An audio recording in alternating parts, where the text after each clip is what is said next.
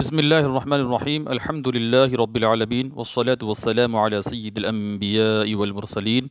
معزز دوستو بزرگوں، جس طریقے سے رمضان کے مہینے میں روزہ رکھنا فرض ہے اور اس کا روزہ رکھنا انتہائی اہم ہے، اسی طریقے سے روزے کی حفاظت کرنا یہ بھی بہت ہی ضروری ہے، ورنہ روزہ رکھیں اور اس کا ثواب نہ ملے اور روزہ قبول ہی نہ ہو تو پھر تو کافی بہت ہی خسارے کی بات ہے۔ اس کے لیے روزے کو توڑنے والی چیزیں، کن چیزوں سے روزہ ٹوٹتا ہے، کن چیزوں سے روزہ نہیں ٹوٹتا ہے، اس کا جاننا بہت ہی ضروری ہے تمام مسلمانوں کے لیے۔ سب سے پہلے چیز تو آتی ہے جان بوجھ کر کے کھانے سے، پینے سے، یا اوپر کے یا ناک کے راستے سے ہو یا منہ کے راستے سے کوئی بھی چیز پیٹ میں داخل کی جائے، یا یعنی اوپر کے راستے سے ہو یا کسی مجبوری کی وجہ سے قضاء حاجت کے راستے سے کوئی چیز پیٹ میں پہنچائی جائے تو ایسی صورت میں روزہ ٹوٹ جاتا ہے۔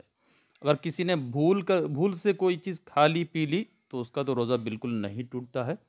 اسی طرح اگر وضو کرتے وقت کلی کے وقت میں اگر تھوڑا سا بھی پانی اگر حلق سے نیچے اتر جائے تو ایسی صورت میں بھی روزہ ٹوٹ جاتا ہے۔ اسی لیے وضو کرتے وقت غرغرہ کرنے سے بچنا چاہیے، غرغرہ نہیں کرنا چاہیے۔ اور اس کے علاوہ ناک میں پانی چڑھاتے وقت اگر اتنا اندر تک پانی چڑھا دیے کہ ناک کے راستے سے تھوڑا سا بھی پانی دماغ تک اور پھر حلق کے نیچے اتر جائے، دماغ تک پہنچ جائے یا حلق کے نیچے تک پہنچ جائے تو ایسی صورت میں بھی روزہ ٹوٹ جائے گا۔ اس لیے وضو کرتے وقت احتیاط کرنی چاہیے، زیادہ اندر تک ناک میں پانی نہیں پہنچانا چاہیے، چاہے وضو ہو، چاہے غسل ہو، چاہے مرد ہو، چاہے عورت ہو۔ اور اسی طریقے سے ناک کے اندر کسی بھی قسم کی کوئی بھی دوا ڈالنے سے، چاہے لکوڈ کوئی بھی دوا ہو، تو ناک میں ڈالنے سے روزہ ٹوٹ جاتا ہے۔ اور آنکھ میں دوا ڈالنے سے بعض علماء کہتے ہیں کہ روزہ ٹوٹتا ہے، بعض علماء کہتے ہیں کہ نہیں ٹوٹتا ہے۔ تو بہتر یہ ہے کہ آپ بغیر کسی سخت ضرورت کے روزے کی حالت میں آنکھ میں دوائی نہ ڈالیں،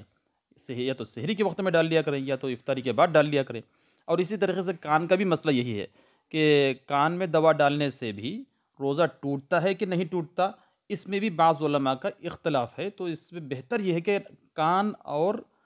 آنکھ میں بغیر کسی سخت سے سخت مجبوری کے روزے کی حالت میں دوائی استعمال نہ کریں، یا تو سحری میں استعمال کر لیں یا تو افطاری کے بعد استعمال کر لیں، تاکہ آپ کو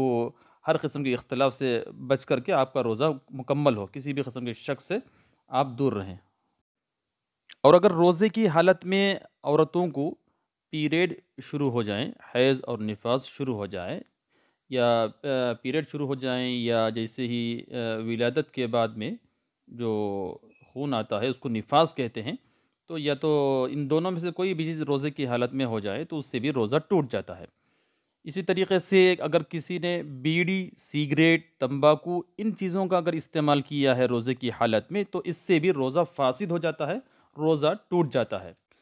اور اگر کسی آدمی کو روزے کی حالت میں احتلام ہو جائے، انزال ہو جائے تو ایسی صورت میں بھی روزہ نہیں ٹوٹتا ہے، آدمی صرف غسل کر لے اور روزہ تو باقی رہے گا۔ اور اگر اس نے اپنے خود سے عمدن اس نے اپنے اوپر غسل کو واجب کر لیا ہے تو ایسی صورت میں اس کا روزہ ٹوٹ جائے گا۔ اسی طریقے سے اگر کوئی شخص اپنی بیوی کے ساتھ میں بیٹھے بیٹھے بوس و کنار کرتے ہوئے اگر اس کو احتلام ہو جائے، غسل واجب ہو جائے تو ایسی صورت میں بھی روزہ ٹوٹ جائے گا، غسل بھی کرنا پڑے گا اور روزہ بھی ٹوٹ جائے گا۔ اگر خود بخود احتلام ہو جائے تو ایسی صورت میں روزہ نہیں ٹوٹتا ہے۔ اگر کسی نے جان بوجھ کر اپنی بیوی کے ساتھ میں ہم بستری کر دی ہے، جیسے جان بوجھ کر کھا لیا، جان بوجھ کر پی لیا، جان بوجھ کر کوئی چیز اپنے پیٹ میں داخل کر دی، یا جان بوجھ کر اپنی بیوی کے ساتھ میں ہم بستری کر دی، تو ایسی صورت میں روزہ تو ہر حال میں ٹوٹ ہی جائے گا، اور اس کے ساتھ ساتھ قضا بھی کرنا پڑے گا، اور اس کے ساتھ ساتھ کفارہ بھی ادا کرنا پڑے گا۔ کفارہ یعنی 60 روزے، ایک روزے کو جان بوجھ کر توڑنے کی وجہ سے 60 روزے رکھ کر کے اس کا کفارہ ادا کرنا پڑے گا۔ اس لیے دوستو ان چیزوں کا جاننا اور دوسروں کو بھی بتانا بہت ہی ضروری ہے، ورنہ آپ کے اعمال جو ہے ضائع ہونے کا خطرہ ہوتا ہے۔ اس لیے ان چیزوں کو جانیں اور دوسروں تک پہنچائیں تاکہ تمام مسلمان ان مسائل کو جانیں اور اپنے اعمال کی حفاظت کر سکیں۔ تو اللہ تعالی ہم تمام کے روزوں کو، نمازوں کو قبول فرمائے۔ اور اس کے علاوہ اور بھی کافی بہت سارے مسائل ہیں، دھیرے دھیرے ان مسائل کا بھی ذکر کروں گا انشاءاللہ تعالی۔ اللہ تعالی ہم تمام کے اعمال کو قبول فرمائے۔ السلام علیکم ورحمۃ اللہ وبرکاتہ۔